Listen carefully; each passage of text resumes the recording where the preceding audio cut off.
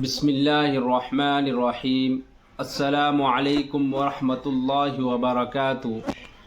ناظرین کرام، ہم آپ کے لیے لے کر آئے ہیں قاری حنیف صاحب ملتانی رحمۃ اللہ علیہ کا بیان، جس کا عنوان ہے رمضان کا چاند نظر آتے ہی سب سے پہلی خوشخبری۔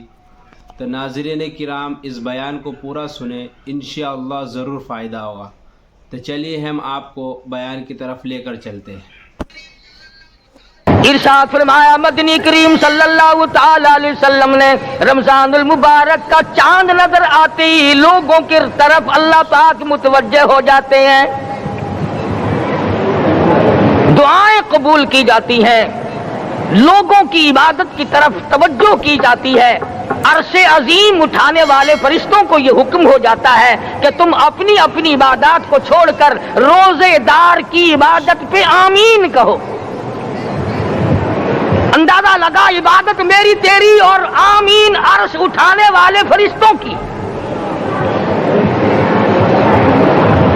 ارشاد فرمایا مدنی کریم صلی اللہ تعالی علیہ وسلم نے بعض آدمی ایسا روزہ رکھتا ہے، اس کے روزے کی قبولیت کی دعا آسمان کے فرشتے مانگتے ہیں۔ بعض آدمی ایسا روزہ رکھتا ہے، ادب کا لحاظ کرتا ہے، احترام کا لحاظ کرتا ہے، عظمت کا لحاظ کرتا ہے، رمضان المبارک کی ایک ایک چیز کو پورا کرنے کے لیے ہر وقت کوشاں رہتا ہے، اس کی روزی کے لیے، اس کے روزے کی قبولیت کی بخشش کی دعا کے لیے سمندروں کے جانور دعا مانگتے ہیں۔ کتنی بڑی بات ہے۔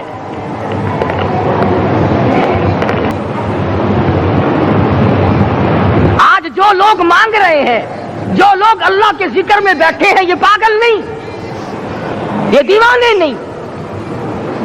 ارشاد مدنی کریم صلی اللہ علیہ وسلم کا اسی رات کے بارے میں فرمایا، اللہ پاک جبریل امین کو حکم دیتے ہیں، جھنڈا لے کر دنیا میں چلے جاؤ، لاکھوں کروڑوں فرشتوں کو ساتھ لے جاؤ، ہر گھر میں جاؤ، ہر دعا کرنے والے کی دعا پہ آمین کہو، جہاں جہاں میرے نیک بندے موجود ہیں، اور جبریل ان سے مصافحہ کر۔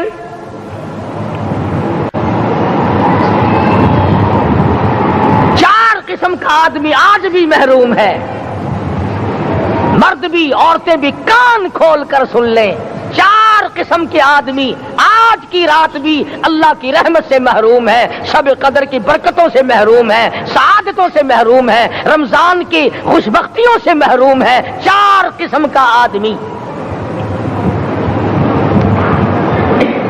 سب سے پہلا شرک کرنے والا، اللہ کی ذات میں، صفات میں کسی ولی کو، کسی پیر کو، کسی فقیر کو، کسی پیغمبر کو، کسی غوث قطب اور ابدال کو جو شریک کرتا ہے، نہ اس کو شب قدر کام آتی ہے، نہ رمضان کام آتا ہے۔ شرک اتنی بری لعنت ہے کہ تمام اعمال کی جڑیں اکھاڑ کر پھینک دیتا ہے۔ آج مسلمان چلاک بڑے ہیں، اگر ہندو پتھر کا بت بنا کر پوجے تو وہ تو کافر ہے، اور مسلمان قبر بنا کر پوج لیں تو وہ پکا مومن ہے۔ الف لام میم سے لے کر والناس تک سارا قرآن پڑھو، ترجمے چھپے ہوئے ترجموں کے قرآن پڑھو۔ فرمایا لا تشرک باللہ، اے معاذ اللہ کی ذات و صفات میں کسی کو شریک نہ بنانا۔ ان قتلتا او حرقتا، یہاں تک کہ تجھے چاہے جلا دیا جائے یا قتل کر دیا جائے، جلا کر خاک کر دیا جائے، اللہ کی ذات صفات میں کسی کو شریک نہ بنانا۔ اور یہی مفہوم ہے لا الہ الا اللہ محمد الرسول اللہ صلی اللہ علیہ وسلم کا۔ فاران کی چوٹیوں پہ کھڑے ہو کر کالی کملی والے صلی اللہ علیہ وسلم نے جو سب سے پہلا خطبہ دیا، جو سب سے پہلا نرالا خطبہ دیا، وہ یہی تھا لا الہ الا اللہ، اللہ کے سوا معبود کوئی نہیں، پوجا کے قابل کوئی نہیں، نظر نیاز کے قابل کوئی نہیں، حاجت روا کوئی نہیں، مشکل کشا کوئی نہیں، تیری میری فریاد سننے والا کوئی نہیں، ایک اللہ کی ذات ہے۔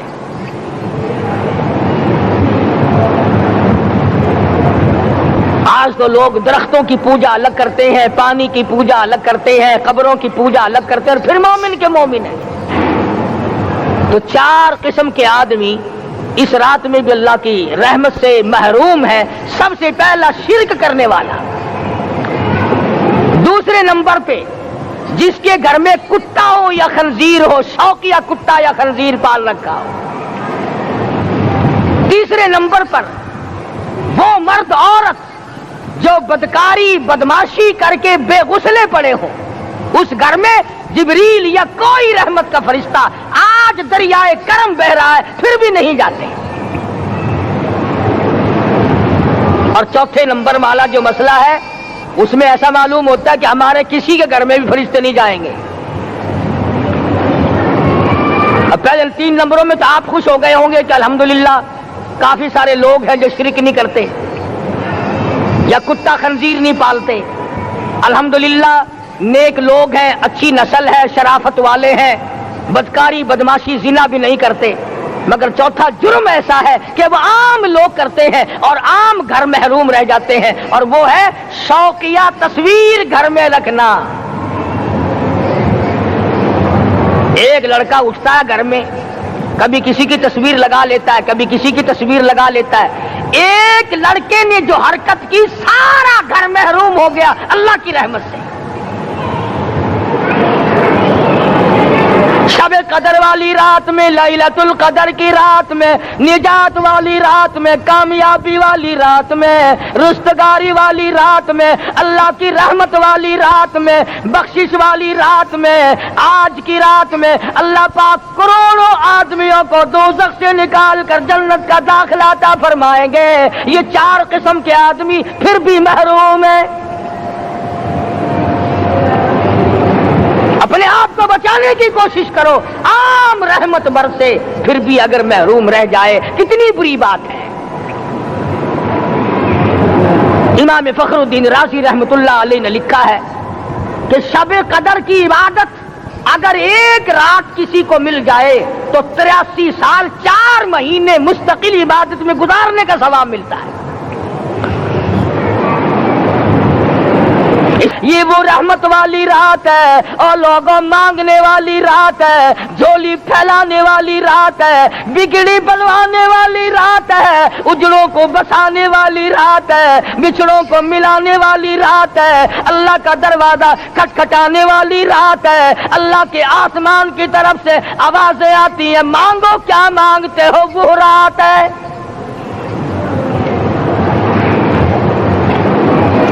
اب نبی کریم صلی اللہ علیہ وسلم کی زبان مبارک پر اگر کوئی یقین نہ کرے تو اس کا کیا علاج ہے؟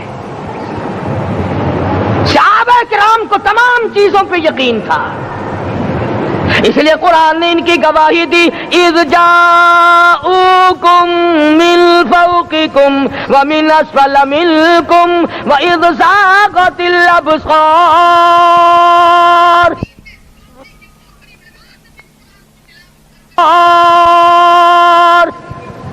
وبلغت القلوب الحناجر۔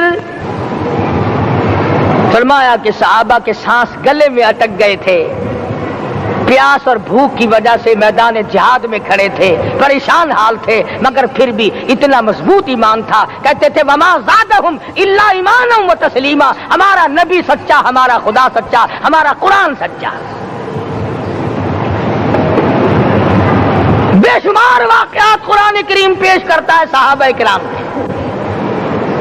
کہ انہوں نے اپنی زندگی میں کبھی بھی اس قسم کا کام نہیں کیا جو جس سے اسلام بدنام ہوتا ہو۔ حضرت امیر معاویہ رضی اللہ تعالیٰ عنہ کاتب وحی قرآن کا منشی، اتنا سچا عاشق تھا، اتنا بڑا دیوانہ اور پروانہ تھا، صلح حدیبیہ والے دل جو مدنی کریم صلی اللہ علیہ وسلم کے منہ مبارک بال مبارک ہاتھ آئے، حضور کے ناخن ہاتھ آئے، آخری وقت میں وصیت کی جب مجھے غسل دے کر فارغ ہو جاؤ، جب کفن پہنا چکو، جب میرا منہ کفن میں چھپانے لگو، میرے آقا کے ناخن اور بال میرے آنکھوں پہ رکھ دینا۔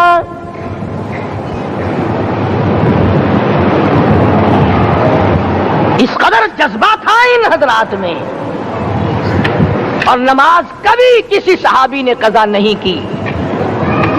آج کا مسلمان تو کسی معاملے میں بھی نہیں لڑتا، حضور صلی اللہ علیہ وسلم نے مقروض میت کی نماز جنازہ کبھی نہیں پڑھائی. آج جس نے کسی کا قرضہ دینا ہو وہ پرواہ ہی نہیں کرتا، نہ موت سے ڈرتا ہے، نہ قبر سے ڈرتا ہے، نہ حشر سے ڈرتا ہے، نہ اللہ کے عذاب سے ڈرتا ہے. جب بھی کوئی مر جاتا حضور اکرم صلی اللہ علیہ وسلم تشریف لاتے، پہلے پوچھتے اس کے ذمے کسی کا قرضہ تو نہیں، یا کوئی ضامن بنتا، اور یا خود حضور صلی اللہ علیہ وسلم فرماتے کہ میں قرضہ ادا کروں گا، پھر آپ جنازے کی نماز پڑھایا کرتے تھے. اتنے بڑے جذبے کے مالک تھے صحابہ کرام کہ انہوں نے کسی موڑ پہ بھی حضور صلی اللہ علیہ وسلم کو یوں خالی نہ چھوڑا، تنہا نہ چھوڑا، آپ کے ساتھ نہ چھوڑا، قرآن کریم کے حکموں کی کبھی بھی خلاف ورزی نہ کی.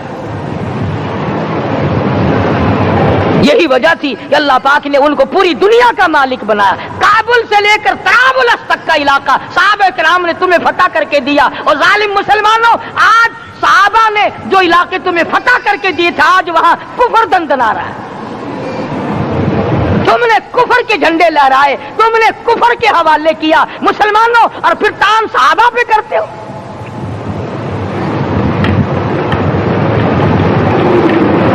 آج کی رات کے بارے میں قرآن کریم فیصلہ کرتا ہے، فرمایا لیلۃ القدر خیر من الف شہر،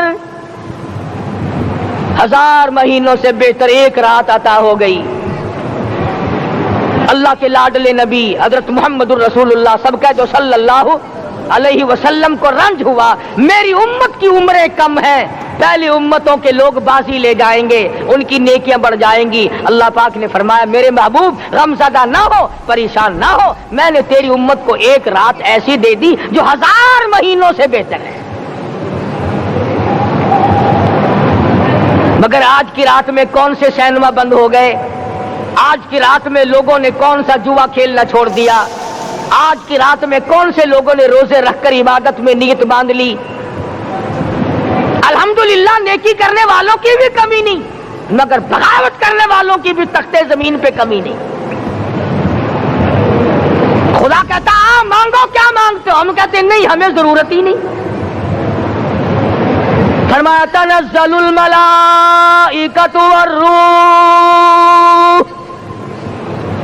والروح فیہا بإذن ربہم من کل امر سلام. جبریل آسمان سے آئے، کروڑوں لاکھوں فرشتے آئے، عرش عظیم کو چھوڑ کر فرشتے تیری عبادت کو دیکھنے آئے، بیت المعمور کی عبادت کو چھوڑ کر فرشتے تیری دعا پہ آمین کہنے آئے. تو سویا ہوا ہے، ایک ہی فکر ہے کہ مجھے عید کے لیے جوتے لانے ہیں، کپڑے سلوانے ہیں، فلاں چیز کرنی، اور یہ فکر نہیں کہ ایسا نہ ہو اگر رمضان میں میری نجات نہ ہوئی تو میں مارا جاؤں گا. اس کی ذات بڑی بے نیاز ہے، وہ جب کسی کو نوازتا ہے تو یوں ہی نوازتا ہے. اللہ اکبر. ساری ساری رات رونے والے لوگ، فرمایا والذین یبیتون لربہم سجدا وقیاما، وہ لوگ کامیاب ہیں جن کی راتیں سجدوں میں بیت گئی.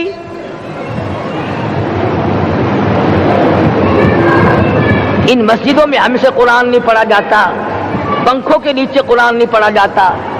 مولانا حسین احمد مدنی اور حضرت شیخ الہند رحمت اللہ علیہ نے قاہرہ کے جیل خانے میں 18 سیر مکئی پیستے پیستے خدا کا قرآن پڑھا. چکی چلاتے چلاتے قرآن یاد کیا اور قرآن پڑھا. مولانا ابوالکلام آزاد نے رانچی جیل میں خدا کا قرآن پڑھا. مجدد الفسانی نے گوالیار کے جیل خانے میں خدا کا قرآن پڑھا. دلی کے چاروں طرف 4000 عربی مدرسے تھے، 4000 عربی مدرسے تھے. انگریز سے مقابلہ کیا علماء نے، اللہ والوں نے. کفر کے سامنے سر جھکایا نہیں، کفر کے سامنے ڈرے نہیں، مرعوب نہیں ہوئے، مغلوب نہیں ہوئے. 4000 مدرسوں میں سے دلی سے مراد آباد تک، دلی سے پانی پت تک، دلی سے لے کر غازی آباد تک، چاروں طرف کے علاقے میں کوئی درخت ایسا نہ تھا جس پہ کسی عالم دین کی لاش نہ لٹکی ہو.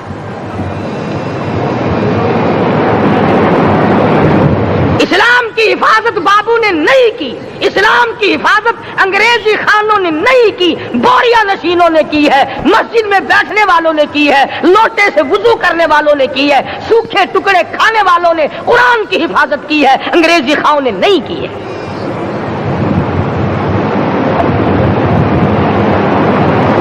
مولانا جعفر تھنیسری رحمت اللہ علیہ، مولانا حمید اللہ، مولانا یحییٰ صورت والے، 3 عالم دین کو پکڑا ہے انگریز نے۔ کالے پانی میں جاؤ، کئی میل لمبا چوڑا قبرستان جا کے وہاں دیکھو گے اور ان کی قبروں کے پاس کھڑے ہو کے پوچھنا تم یہاں کیوں آئے تھے، خدا کی قسم سارے تمہیں جواب دیں گے ہم اپنی قوم کے ساتھ وفاداری کرتے ہوئے آئے ہیں۔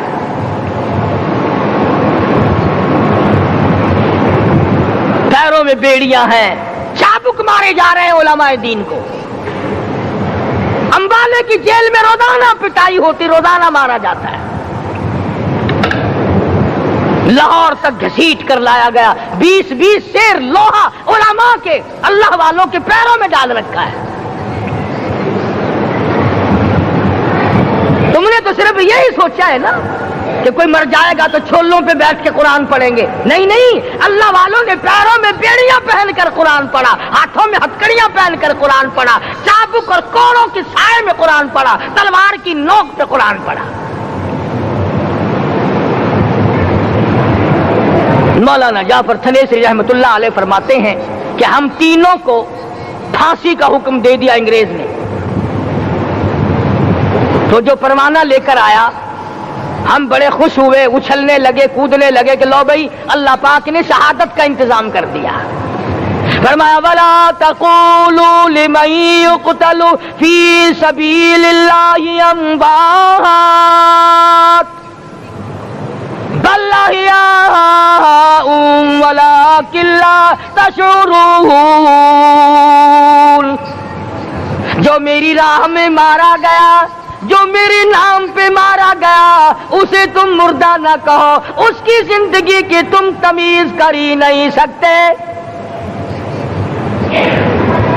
میرے نام پہ مرنے والا، میرے قرآن پہ مرنے والا، میرے دین پہ مرنے والا اور میرے نام پہ سر کٹانے والا، حدیث میں آتا ہے قیامت کا میدان ہوگا، شہیدوں کی جماعتیں آئیں گی، اللہ پاک شہداء کو فرمائیں گے جاؤ ہم نے تمہیں جنت دے دی، شہید کھڑے ہیں، آواز آئے گی جاؤ ہم نے تمہیں حوریں دے دی، شہید کھڑے ہیں، آواز آئے گی جاؤ ہم نے تمہیں سرخ یاقوت کے مکان دے دیے، شہید کھڑے ہیں، جاؤ ہم نے تمہیں سبز یاقوت کے مکان دے دیے، شہید کھڑے ہیں، جاؤ ہم نے تمہیں سونے چاندی کی اینٹوں والے مکان دے دیے، شہداء کھڑے ہیں، جاؤ ہم نے تمہیں مشک و عنبر زعفران کے گارے کے بنے ہوئے مکان دے دیے، شہید کھڑے ہیں۔ اللہ پوچھے گا مانگو کیا مانگتے ہو، عرض کیے گے الہی جنت نہیں چاہیے، حور نہیں چاہیے، جنت اور شہد اور دودھ کی نہریں نہیں چاہیے، تیرے نام پہ سر کٹانے میں جو مزہ آیا وہ جنت میں کہا، ایک مرتبہ اور پیدا کر دے، پھر تیرے نام پر تیرا نام لوں، چھری چلے تیرے نام پہ بار بار ذبح ہونے میں جو مزہ آیا، ہم تو صرف وہی مانگتے ہیں۔ اور خود سرکار مدینہ سب کہہ دو صلی اللہ علیہ وسلم نے فرمایا کہ مجھے اللہ کی راہ میں 100 مرتبہ ذبح کیا جائے، 100 مرتبہ زندہ کیا جائے، میں پھر بھی لا الہ الا اللہ محمد الرسول اللہ کی توحید کی تبلیغ سے میں پیچھے نہیں ہٹوں گا۔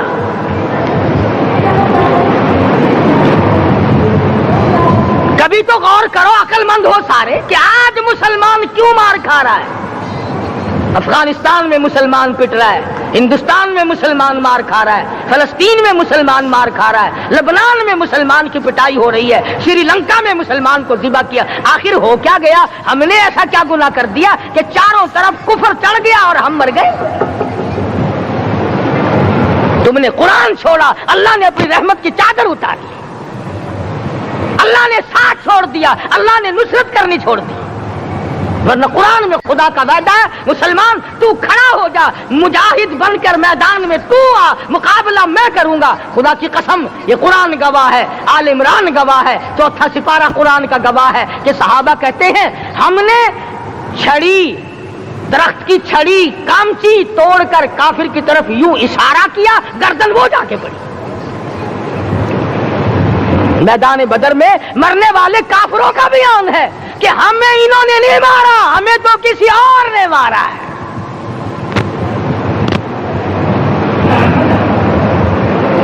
ایک دن مکہ مکرمہ میں امیہ ابن خلف اپنے گھوڑے کو پانی پلا رہا ہے۔ اللہ پاک بیت اللہ کی ہر مسلمان کو زیارت نصیب فرمائے۔ حضور صلی اللہ علیہ وسلم نے پوچھا کیا کر رہا ہے؟ کہنے لگا گھوڑے کو پانی پلا رہا ہوں، تیار کر رہا ہوں گھوڑا، نعوذ باللہ اس پہ چڑھ کر تجھے قتل کروں گا۔ کس کو کہتا ہے؟ محمد عربی صلی اللہ علیہ وسلم کو دھمکی دیتا ہے۔ مکے کا چودھری، مکے کا سردار، مکے کا ایک رئیس امیہ بن خلف سرکار دو جہاں حضرت محمد الرسول اللہ صلی اللہ علیہ وسلم کو دھمکی دیتا ہے میں اس گھوڑے پہ چڑھ کر تجھے قتل کروں گا۔ حضور صلی اللہ علیہ وسلم نے جواب بن ارشاد فرمایا انشاءاللہ میں ہی تجھے قتل کروں گا، میں ہی تجھے قتل کروں گا۔ بات آئی گئی ہو گئی۔ میدان بدر میں امیہ حضور کے سامنے آیا، ایک جال کے درخت کی پتلی سی چھڑی تھی، حضور صلی اللہ علیہ وسلم نے اس کے کندھے پہ مار دی، امیہ بن خلف کے کندھے پہ جال کی چھڑی مار دی پتلی سی۔ یوں لکھا کتابوں میں گدھے کی طرح رینگتا تھا، چیختا تھا، چلاتا تھا، ہائے مر گیا، ہائے مر گیا، تباہ ہو گیا، برباد ہو گیا۔ کافر کہنے لگے بے غیرتی، لوگوں کے گلے کٹے پڑے ہیں وہ تو شور نہیں کرتے، تجھے ذرا سی چھڑی لگی ہے تو شور کر رہا ہے۔ سب کی توجہ ہے میری طرف، آپ سب کا دھیان ہے، بات سمجھ میں آ رہی ہے؟ امیہ کو کافروں نے غیرت دلائی، وہ کہنے لگے شرم کر، شور مچا رہا، گدھے کی طرح رینگ رہا ہے، بازو کٹے پڑے ہیں، گلے کٹے پڑے ہیں، وہ تو اس طرح کا شور کرتے نہیں، تجھے کیا ہوا؟ خدا کی قسم تھا تو کافر، تھا تو ظالم، تھا تو مکے کا چودھری، مگر بات بڑی پتے کی کہی، بات بڑی پتے کی کہی۔ کہنے لگا مجھے غیرت دلانے والوں، کسی کو بلال نے مارا، کسی کو فاروق نے مارا، کسی کو صدیق نے مارا، کسی کو طلحہ زبیر نے مارا، کسی کو عبد الرحمن ابن عوف نے مارا، کسی کو علی مرتضیٰ نے مارا، تمہیں کیا معلوم ہے مجھے مدینے والی سرکار نے مارا ہے؟ اور کہنے لگا اگر میرا دکھ سارے مکے پہ تقسیم کر دو، جتنی تکلیف مجھے ہو رہی ہے اگر میری تکلیف کو سارے عرب پہ تقسیم کر دو، امیہ کہتا ہے تمہارے جگر پھٹ جائیں گے، تم تباہ ہو جاؤ گے، مجھے اتنی تکلیف ہو رہی ہے کہ مجھے حضور کے ہاتھ سے چھڑی لگی ہے، میں حضور کا مارا ہوا ہوں۔ کافر کو تو پتہ چل گیا کہ مجھے چھڑی کس کے ہاتھ سے لگی ہے۔ کبھی ہم نے بھی سوچا کہ اگر قیامت کے دن حضور صلی اللہ علیہ وسلم نے ہمیں جواب دے دیا تو ہم کہاں جائیں گے اور ہمارے لیے کون سا راستہ بنے گا؟ فرمایا تنزل الملائکۃ والروح، آسمان سے فرشتے اترتے ہیں اسی رات میں تمہاری دعاؤں پہ آمین کہنے کے لیے، تمہارے آنسوؤں کو دیکھنے کے لیے۔ حدیث میں آتا ہے جہنم کے انگاروں کو سمندر کا پانی نہیں بجھا سکتا، دریا کا پانی نہیں بجھا سکتا، ندی نالوں کا پانی نہیں بجھا سکتا، آنکھوں کا پانی بجھا سکتا ہے۔ جہنم کے انگاروں کو آنکھوں کا پانی بجھا سکتا ہے، جو خدا کے خوف سے آنسو نکلے گا اس سے جہنم کی آگ بجھ جاتی ہے۔ فرمایا اس رات میں اترتے ہیں فرشتے تمہاری عبادات کو دیکھنے کے لیے، اور خود اللہ جل شانہ آسمان دنیا پر نزول اجلال فرماتے ہیں اور آواز لگاتے ہیں میرے بندو اپنی مصیبتوں کا سوال کرو، میں آج پورا کروں گا۔ تو دین جن کی سمجھ میں آیا میں ان کی بات کر رہا تھا۔ مولانا جعفر تنیسری رحمت اللہ علیہ اور یہ تینوں بزرگ خوش ہو گئے، اللہ پاک نے شہادت کا انتظام کر دیا۔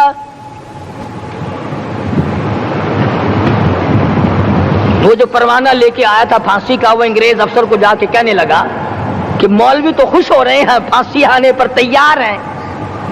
انگریز کہنے لگا ہم نے مولویوں کو خوش نہیں ہونے دینا، ہم نے پھانسی کینسل کر دی، ہم نے پھانسی کا حکم منسوخ کر دیا۔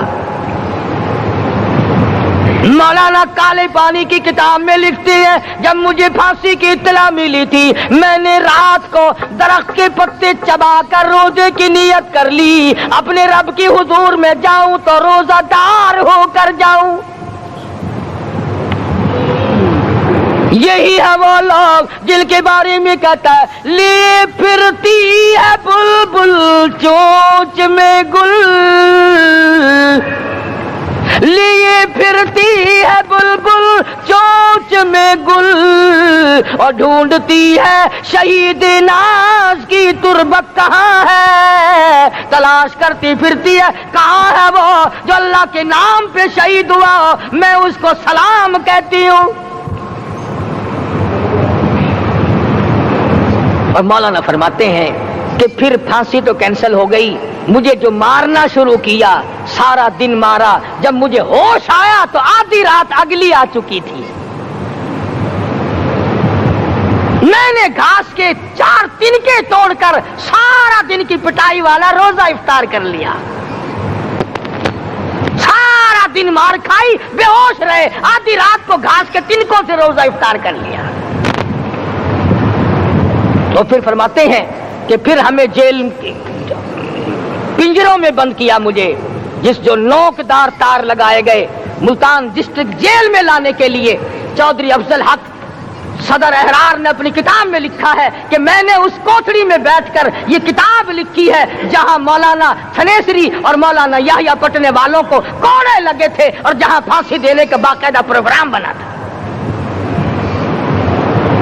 فرماتے ہیں کہ نوکدار تار تھے، نہ میں کھڑا ہو سکتا تھا نہ میں بیٹھ سکتا تھا، مجھے یقین ہو گیا کہ میرا آخری وقت ہے، میں اب رخصت ہو جاؤں گا۔ میں نے لمحہ بلمحہ درود شریف پڑھنا شروع کر دیا، میں پڑھتا رہا۔ فرماتے اچانک مجھے چکر آیا، میں بے ہوش ہو کر نوکدار تاروں پہ گرا، ادھر مجھے محمد مصطفیٰ کا دیدار نصیب ہو گیا۔